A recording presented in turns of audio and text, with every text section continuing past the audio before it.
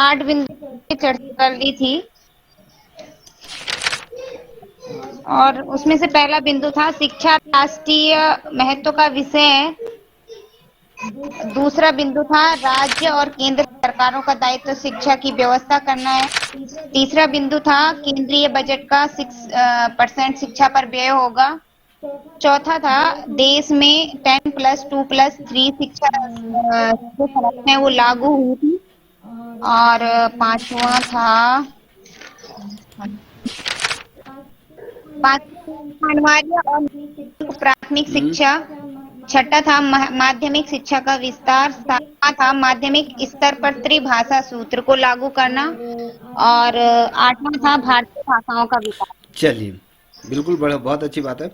अब मुझे ये बताइए, ये बताओ ना बेटा, मुझे ये बताइए कि जो केंद्रीय बजट रखा गया था वो कहता है कि 6% इस पे व्यय किया जाएगा। थोड़ा इसको स्पष्ट से कीजिए, ये कब कहा गया था, क्या गया था, और वर्तमान समय में क्या था, 1949 में क्या था, थोड़ा सा इसको स्पष्ट से करें।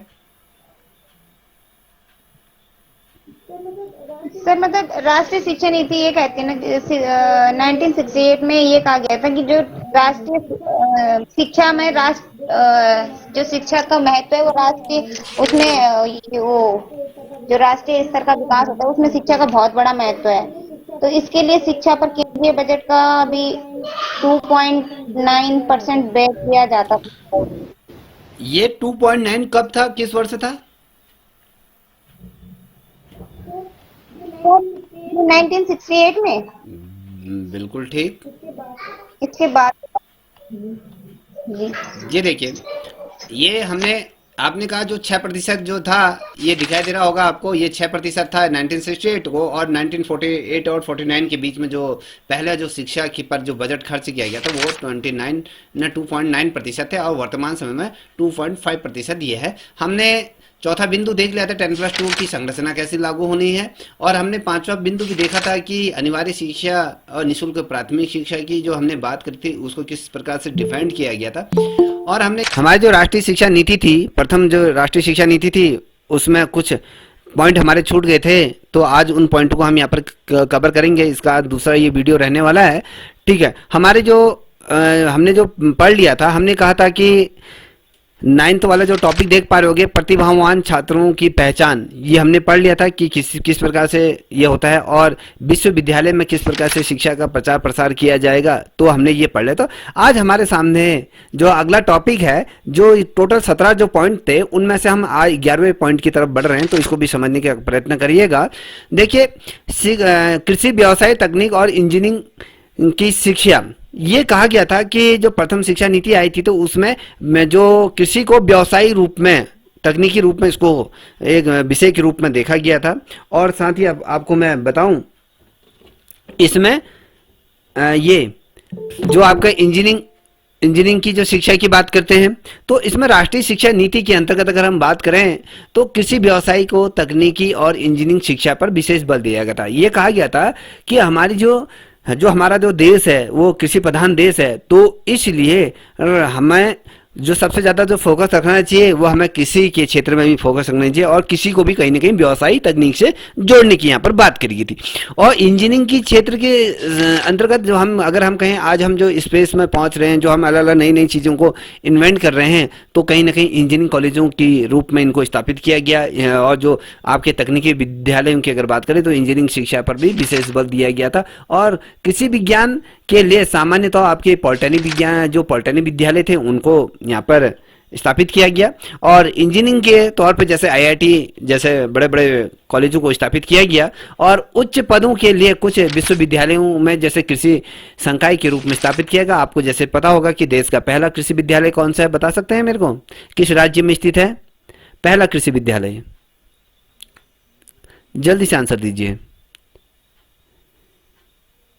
देखिए, जो हमारा पहला जो कृषि विश्वविद्यालय की अगर बात करें तो हमारा पंतनगर वो है कृषि संस्थान के, ये पहले भारत का पहला ऐसा विद्यालय था जो कृषि के क्षेत्र में अन्य तकनीकों के साथ ये कार्य कर रहा था। तो इसके अंतर्गत प्रत्येक राज्य में कम से कम कृषि विद्यालय यहाँ पर एक किसी भी विद्यालय क्या होगा यहाँ पर स्थापित करना होगा।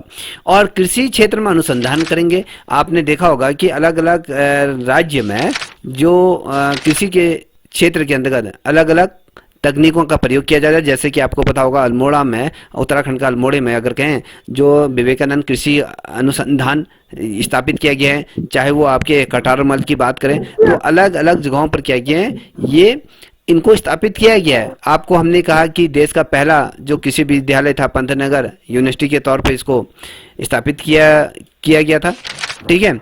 और यहाँ पर आप देख पा रहे होंगे कि हमने कहा कि जो 1968 की जो शिक्षा नीति थी, उस शिक्षा नीति में हमने कहा कि प्रत्येक राज्य में कम से कम एक किसी विद्यालय का क्या होगा यहाँ पर स्थापना की। जिसका माइक खुला है वो बंद कर लीजिए, ठीक है। कम से कम क्या होगा, एक विद्यालय की स्थापना की जाएगी। और इस क्षेत्र में क्या होगा, कृषि के क्षेत्र में अनुसंधान, मतलब कृषि के क्षेत्र में अलग अलग नए नए प्रयोग किए जाएंगे, जिससे कि हमारी जो फसलें हैं उन फसलों को शानदार तरीके से उगाया जा सके।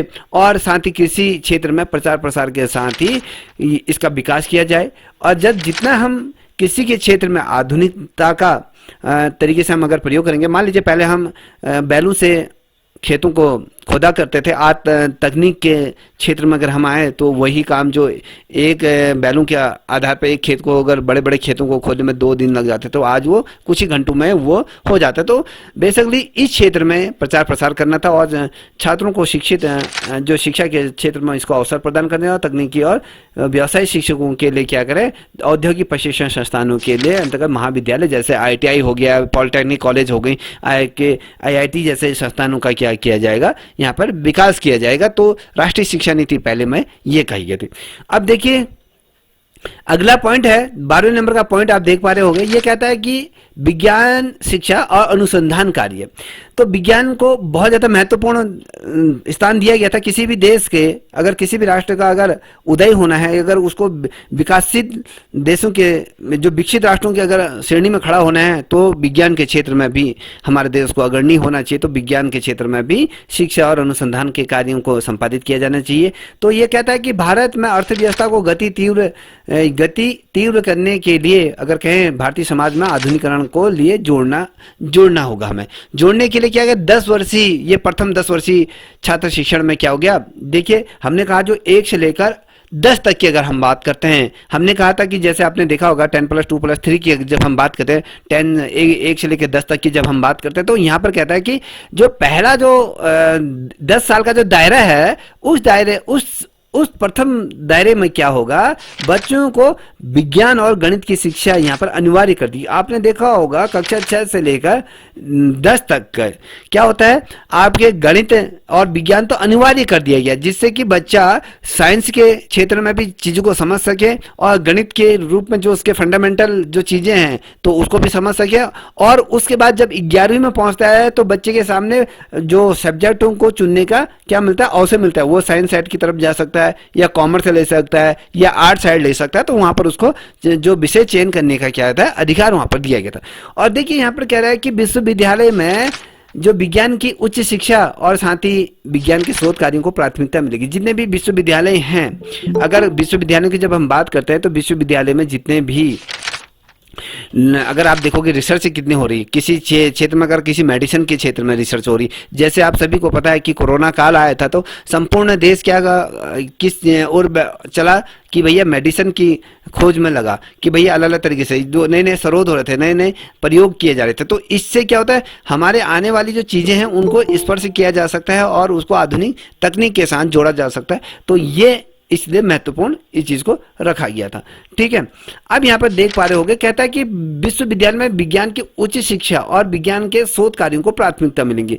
देखिए किसी भी विश्वविद्यालय में चाहे वो शोध कार्य करे हों, विज्ञान के क्षेत्र में करे, तो उन लोगों को प्राथमिकता दी जाएगी, ठीक है। और ये कहता है कि जबकि राष्ट्र के वैज्ञानिकों को शोध संस्थानों को सहायता राशि, आर्थिक सहायता भी यहाँ पर प्रदान की। अगर कोई साइंस के क्षेत्र में अगर कोई अच्छा कार्य कर रहा है, कोई विश्वविद्यालय अगर अच्छा कार्य कर रहा है, तो UGC ग्रांट उसको क्या करेगी, जो भारत सरकार जो उसमें धनराशि आवंटित करती है, तो उस धनराशि का क्या, जैसे हमने UGC पढ़ा, UGC का मतलब ही यही होता है कि भैया ये जो ग्रांट जो जारी की जाती है उसके बलबूते क्या होता है, जो विश्वविद्यालय है उनको अनुदान दिया जाता है। अनुदान क्यों? रिसर्च किया जा सकता है, उसमें तकनीकी क्षेत्रों में कार्य किया जा सकता है, तो इसीलिए ये दिया जाता है कि जिससे कि आधुनिक चीजों को हम क्या कर सकते हैं, निर्मित किया जा सकता है। अब देखिए ये कह रहा है कि 13वें नंबर का पॉइंट आप देख पा रहे होंगे, ये कह रहा है कि परीक्षा प्रणाली में सुधार।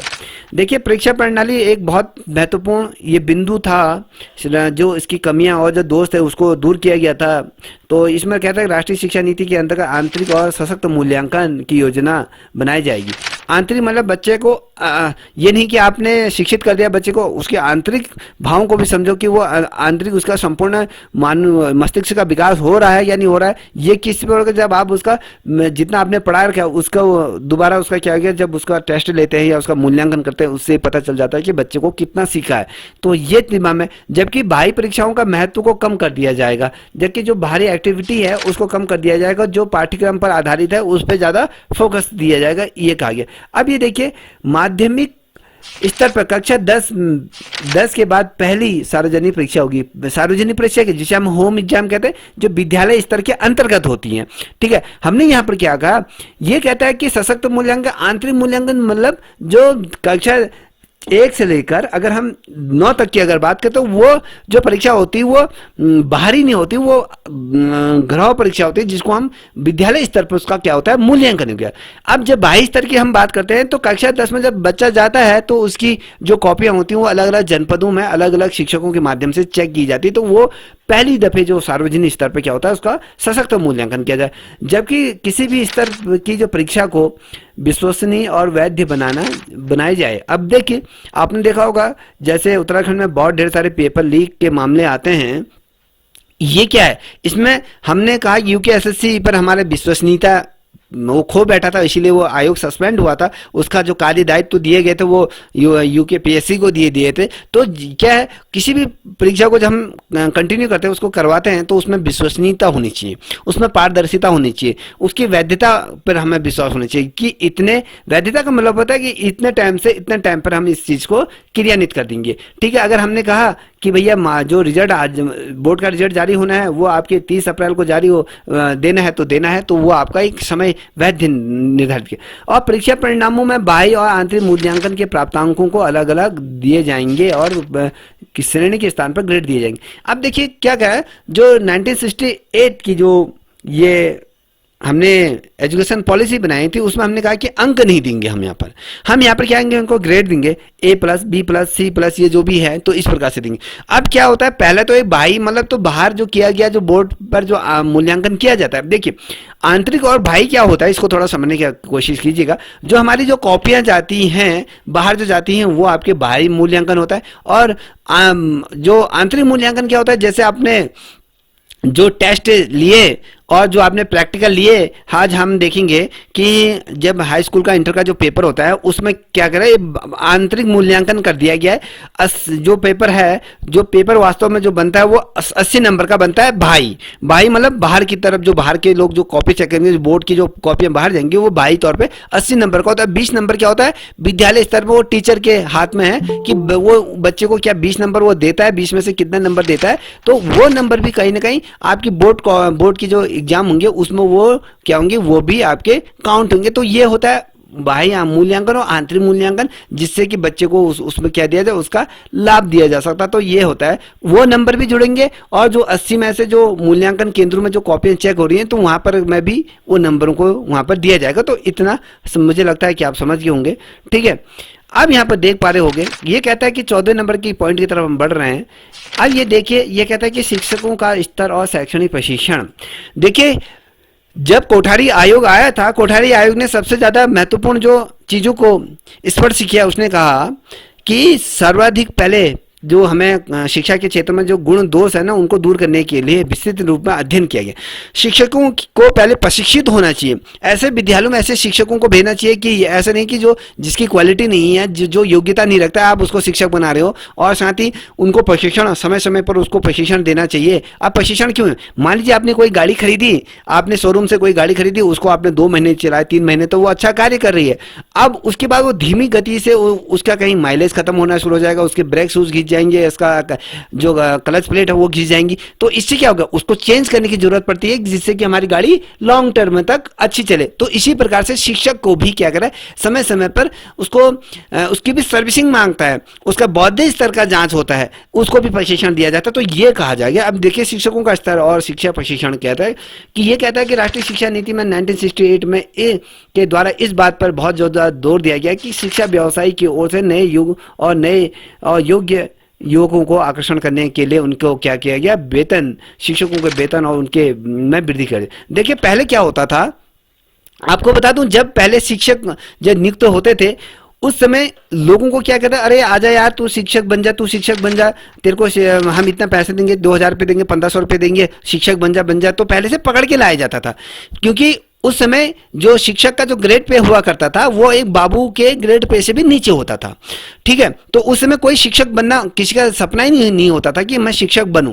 क्योंकि मैं शिक्षक इसलिए नहीं बनता क्योंकि कोई भी आदमी अगर शिक्षक बनता है तो वो चाहता है कि मेरी तनख्वाह भी अच्छी हो, अपना मैं 100% वहां दे रहा हूं तो पैसा नहीं मिल रहा है। तो ये इस चीज का अनुसरण किसने करा, कोठारी आयोग ने ये करा कि हाँ इसमें शिक्षकों का मानदेय अगर बढ़ाया जाएगा तो अच्छे योग्य शिक्षक, अगर योग्य लोग आएंगे। अब आज के परिदृश्य में देख पा रहे होंगे, सबसे बेहतरीन जो सैलरी अगर आप देखोगे वो शिक्षा विभाग में शिक्षक उठाता है, अच्छा खासा पैसा उठाता है। अन्य विभागों में अगर मान लीजिए कोई बाबू, कोई बच्चा अगर मान लीजिए समूह से अगर कोई परीक्षा उत्तीर्ण करता है, मान लीजिए वो कलर की कलम आता है 1800 ग्रेड पे में, 2800 ग्रेड पे में, ये वो जो अपना रिटायर होता है तब जाके उसको 4600 ग्रेड पे या 4800 ग्रेड पे मिल जाए। वो एलटी का ग्रेड पे तब मिलता है जब वो रिटायर होता है, उसके 3-4 साल बनते हैं। तो पहला इसमें क्या होता है, जब पहला जो शिक्षक नियुक्त होता है उसको तो सीधे आपको क्या मिलता है, जो बाबू जहाँ पर रिटायर हो रहा है वो वाले सैलरी उसको मिलती है। तो कहने का मतलब है कि आज की परिदृश्य अगर देखें ना तो पैसा बहुत ज्यादा भरमार है। तो इसीलिए योग्य शिक्षक, अधिक से अधिक लोगों का सपना क्या रहता है, वो एसडीएम भी नहीं बनना चाहता, वो कहता है कि मैं एक शिक्षक बनता हूँ, पढ़ाने का भी जरिया होता है और पैसा भी अच्छा खासा मिला है। तो ये उसमें कहा गया था कि शिक्षकों के वेतन और उसमें वृद्धि की जाएगी और पद बढ़ाए जाएंगे, पदों जो कम पद थे उनको बढ़ाया जाएगा, उनकी सेवा शर्तों को आकर्षक बनाया जाएगा। किस लिए बनाया जाएगा समझ में आ गया होगा। आप देखिए ये कहता है कि प्रत्येक स्तर के सरकारी और गैर सरकारी शिक्षकों के लिए राष्ट्रीय वेतन निर्धारित कर दिया जाएगा। देखिए गैर सरकारी हो या सरकारी स्कूल हो तो उन शिक्षकों के लिए एक निश्चित मानदेय क्या कर दिया जाएगा, या कहें उसका वेतन फिक्स कर दिया जाएगा। और इसके अलावा क्या है, सम्मान सेवा शर्तों को लागू हो गए। मान लीजिए कोई शिक्षक है, रांची है या फिर अर्ध सरकारी है या फिर वो ग्रेजुएटी से लेके आया है या फिर टोकन मनी वाला विद्यालय, तो उनकी सेवा शर्तें अलग अलग होंगी, या कहें उनको एक समान लाने की कोशिश की गई थी सभी शिक्षकों के लिए। यहाँ पर एक चीज है महत्वपूर्ण, इसको यहाँ नोट करिए, सभी शिक्षकों के लिए 3 सूत्री लाभ यहाँ पर दिए जाएंगे। जीपीएफ, बीमा पेंशन यहाँ पर लागू की जाए। अब देखिए अच्छा खासा पैसा इकट्ठा हो जाता है जीपीएफ में। देखिए जो शिक्षक होता है उसकी जो सैलरी है उसके सैलरी का कुछ अंश यहाँ पर कट के उसके जीपीएफ में चले जाता है, जो उसके भविष्य में जब उसकी शादी, अपने बच्चों की शादी करना चाहता है या मकान बनाना चाहता है या कुछ करना चाहता है तो उसका एक जो फंड है उस फंड से वो निकाल सकता है।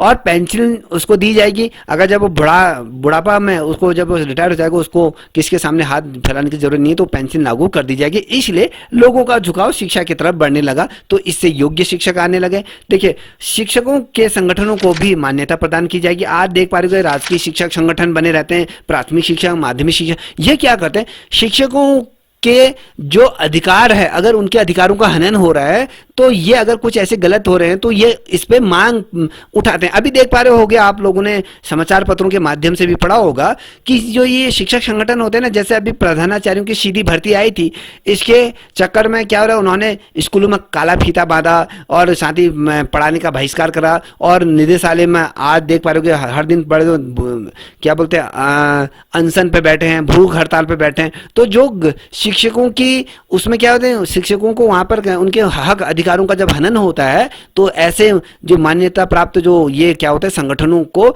मान्यता इसलिए दी जाती है कि वो अपनी बातों को रख सके, और पूर्ण जोर विरोध करेंगे तो उससे उसको सरकार को भी उसके सामने झुकना पड़ता है।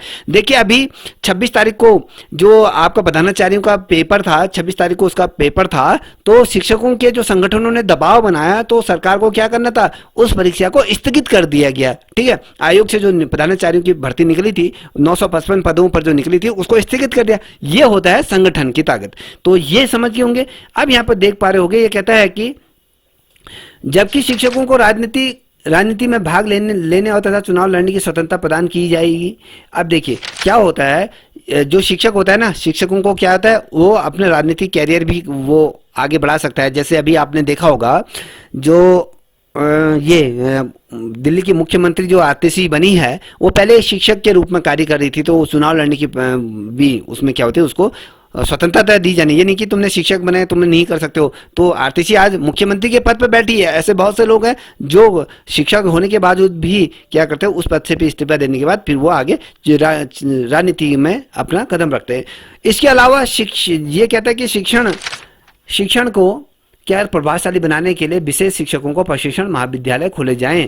अब आपने देख पा रहे हो कि जैसे डाइट जैसे संस्थान होते हैं, सेमिनार होते हैं, उच्च शिक्षा में सेमिनार होते हैं। शिक्षकों को चाहे वो कभी डीयू में चले जाते हैं, कभी लखनऊ विश्वविद्यालय में, कभी कुमाऊं यूनिवर्सिटी में चले जाते हैं। जो महाविद्यालय होते हैं उनका जो सेमिनार होता है, महाविद्यालय जो कुमाऊं यूनिवर्सिटी में जो विश्वविद्यालय में होता है, गढ़वाल विश्वविद्यालय जैसे बड़े बड़े उसमें होते हैं, शिक्षकों को वहाँ पर अपनी बातें रखने के वो करते हैं, वो नई चीज़ों को समझने की कोशिश करते हैं। उसी प्रकार से माध्यमिक प्राथमिक स्तर के अगर हम बात करते हैं तो डाइट संस्थान होते हैं जहां पर उनको प्रशिक्षण दिया जाता है, उनको उनकी स्किल डेवलपमेंट किया जाता है। जैसे नई शिक्षा नीति जो एनईपी 2020 आई थी उसमें क्या चीजें होनी चाहिए, शिक्षकों को प्रशिक्षण दिया जाता है, किस तरीके से पढ़ाना है, ये तमाम चीजें दी जाती हैं। तो ये आपका जो पॉइंट था 14वें नंबर का, ये क्लियर हो गया होगा जहां तक मैं समझता हूं। अब आप देख पा रहे हो कि 15 नंबर का जो पॉइंट है ये कहता है कि छात्र कल्याण योजना और खेलकूद। देखिए जो 1968 की जो राष्ट्रीय शिक्षा नीति थी वो ये कहता है कि जो छात्र है उसको शिक्षा जो कक्षा के वातावरण से उसको बाहर का वातावरण भी उसको थोड़ा सा दिया जाना चाहिए। उसका सर्वांगीण विकास कब होगा, जब वो एक जगह पर बूथ की तरह बैठ कर उसको पढ़ाया ना जाए, उसको खेल विधाओं में भी उसको आगे करा जाए। उसके ऐसे योजनाएं आनी चाहिए कि जो जिससे कि छात्र को लाभान्वित हो सकते हैं। यहाँ पर कह रहा है कि छात्रों को शिक्षा के प्रति आकर्षित करने के लिए विभिन्न प्रकार की छात्रों के लिए योजनाएं बनाई जाती हैं। आपको पता होगा अलग जैसे सरकार अलग अलग योजनाएं छात्रों के लिए लाती हैं, जबकि महाविद्यालय और विश्वविद्यालयों में कम पैसे और जलपान गृहों की व्यवस्था होगी। ये कहता है कि कम पैसों में जैसे महाविद्यालय में अगर आप 12वीं पास करके जाते हैं, जैसे छात्रावास में रहते हैं या वहाँ कहीं जाते हैं, तो वहाँ पर क्या होगा, आपको ज़्यादा पैसा पे नहीं करना होगा। वो कम पैसे में आपको ये क्या करेगा, जलपान गृह या उसकी व्यवस्था ये की जाती है। छात्रों के लिए छात्रावास का निर्माण किया जाएगा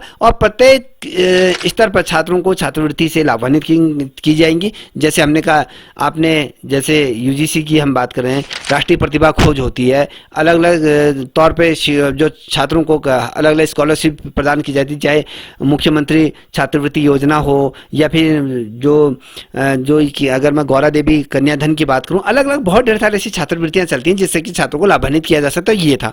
और शिक्षा के सभी स्तरों पर स्वास्थ्य लाभ और के लिए अगर देखिए किसी बच्चे को आप कक्षा में बैठा कर ये नहीं कह सकते हो कि उसका सर्वांगीण विकास होगा, वो एक तरीके से बीमार, उसका मस्तिष्क से बीमार पड़ जाएगा। तो इसीलिए हर विद्यालय में खेल का मैदान होता है, खेल की वो जो एक शिक्षक नियुक्त होता है जिसे हम पीटीआई के तौर पे कहते हैं। तो इसलिए नियुक्त होता है कि जो छात्र जो मस्तिष्क के तौर पे जो पढ़ के वो बीमार हो जाता है, उसको रिफ्रेशमेंट खेल विधाओं से वो किया जाता है। तो खेल विधाओं में उन्नत व्यवस्था वो की जाती है, जबकि अच्छे खिलाड़ी को प्रोत्साहन दिया जाता है। जैसे कि अभी आप देख पा रहे होंगे इसी अगर देखें तो उत्तराखंड सरकार क्या कर रहे हैं, महाकुंभ का क्या गया आयोजन किया जाए। जो बच्चा महाकुंभ में निकलेगा आगे उसको पैरा ओलंपिक हो गया या एशियन गेमों में उसको प्रतिभाग करने का मौका मिलता है। तो कहीं ना कहीं छात्र को एक दिशा दी जाती है। तो इस प्रकार से होता है।